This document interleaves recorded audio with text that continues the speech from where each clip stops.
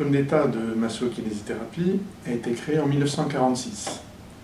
Les études étaient alors de 2 ans. En 1968, la durée des études est passée à 3 ans.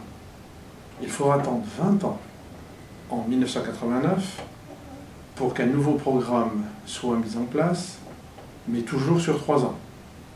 Bien que la profession et le groupe de travail qui avait élaboré ce nouveau programme avait construit celui-ci sur 4 ans, le ministère ayant refusé cette demande. Depuis le décret d'acte de 2000, les conditions d'exercice et les besoins en santé de la population ont changé. Et le programme n'est plus du tout adapté et n'est plus en concordance avec ces besoins. Une année supplémentaire, pourquoi? En tant qu'enseignant en institut de formation, tout d'abord permettre une mise à jour des connaissances et des enseignements. Le dernier texte relatif aux études date de 1989.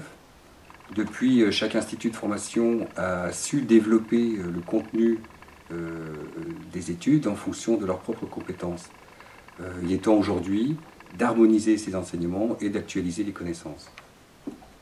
C'est également ajouter et développer de nouvelles compétences, notamment pour répondre aux nouveaux impératifs de santé publique, que peuvent être l'éducation thérapeutique, la prise en charge du vieillissement de la population, mais également toute forme d'action de prévention. Actuellement, 3 ans d'études ne suffisent pas à faire correctement le programme.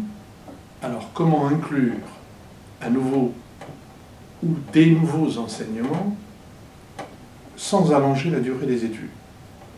Pour ces raisons, une 4e année d'études est nécessaire et indispensable pour pouvoir rendre service à la population en fonction des besoins de celle-ci. Quant à la sélection, le recrutement par la PACES est pertinente et économiquement valable, et sur le plan pédagogique bien entendu. Elle entre parfaitement dans le schéma d'aménagement du territoire et peut s'adapter aux besoins régionaux. Donc, pour toutes ces raisons, sélection par la PACES plus 4 années d'études. Alors une année d'études supplémentaires, ça va permettre aux kinésithérapeutes d'acquérir de nouvelles compétences afin de pouvoir soulager certaines spécialités médicales qui subissent une baisse de leur démographie professionnelle. Par exemple les rhumatologues, les pneumologues ou les médecins rééducateurs. En nouvelles compétences, on va pouvoir aussi avoir la kinésithérapie en première intention. Ça se développe énormément dans les pays anglo-saxons et c'est ce qui va permettre aux patients de pouvoir aller voir directement le kinésithérapeute. Ça va de 1 accélérer le processus de soins et de 2 réduire les frais de la sécurité sociale. Alors, une 4e année d'études, pourquoi?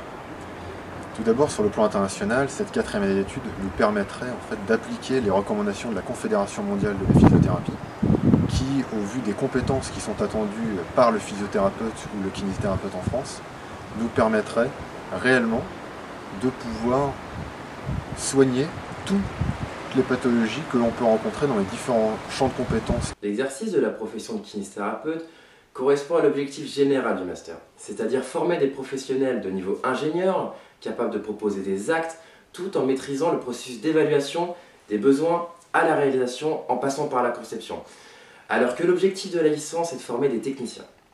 Cette année supplémentaire, c'est aussi la possibilité de sensibiliser les étudiants à la notion de recherche, leur apprendre à lire et à interpréter la littérature scientifique et aussi de les former à la pratique basée sur l'épreuve. Oui, mais est-ce que la recherche ne va pas éloigner les kinésithérapeutes des patients? Non, la recherche durant la formation initiale va nous permettre d'avoir une meilleure compréhension sur les processus de rééducation. Ça va aussi nous permettre de pouvoir évaluer nos techniques et d'en concevoir de nouvelles. Ceci afin de ne pas suivre des protocoles préétablis de soins et de proposer des prises en charge personnalisées aux patients afin d'offrir une meilleure qualité de soins. Oui, mais alors, qui dit revalorisation de la formation dit également augmentation des salaires et donc déficit de la Sécu. Oui, mais non, pas vraiment, parce qu'au niveau de la formation initiale, permettrait, avec la réforme de la réingénierie et tout ça, permettrait une compétence élargie aux professions libérales, kinésithérapeutes et salariés. De toute manière, on serait à un pied d'égalité, mais de toute manière, pour le moment, on est, disons, avec un niveau licence un exécutant technicien point final. Par contre, avec la réforme au niveau master, on deviendrait vraiment un ingénieur, entre guillemets, qui pourrait mettre ses compétences, son protocole, concevoir lui-même sa rééducation, ce qui conduirait peut-être aussi, comme on disait aussi, à un accès direct. Ça, il nous faut un niveau élargi, une réingénierie des études beaucoup plus importante, beaucoup plus reconnue, et grâce à ça, on aurait par ce biais-là une économie vis-à-vis de la sécurité sociale, parce que nous on ne peut pas parler au milieu libéral de salaire, ça ne nous concerne pas, c'est plus les milieux hospitaliers, mais au niveau libéral, c'est bien reconnu que si on avait un accès direct, si on avait la compétence avec un niveau d'études, niveau master, il n'y aurait pas de souci pour prendre en charge de façon économique, entre guillemets, les patients, qui limiterait aussi peut-être le nombre de séances et on arriverait ainsi à une économie vis-à-vis des dépenses de la santé publique, tout simplement. Par contre, bon, la FNKR, la FNEC, ça fait plus de 6 ans qu'ils ont ce but commun, ils vont dans le même sens, ils veulent acquérir à tout prix le niveau master. Et là, pour une fois, tous les syndicats, même le Conseil de l'Ordre, on est tous solidaires et c'est cette force de groupe qui fera qu'on fera peut-être plier les tutelles qui cherchent à nous diviser et enfin obtenir ce niveau master.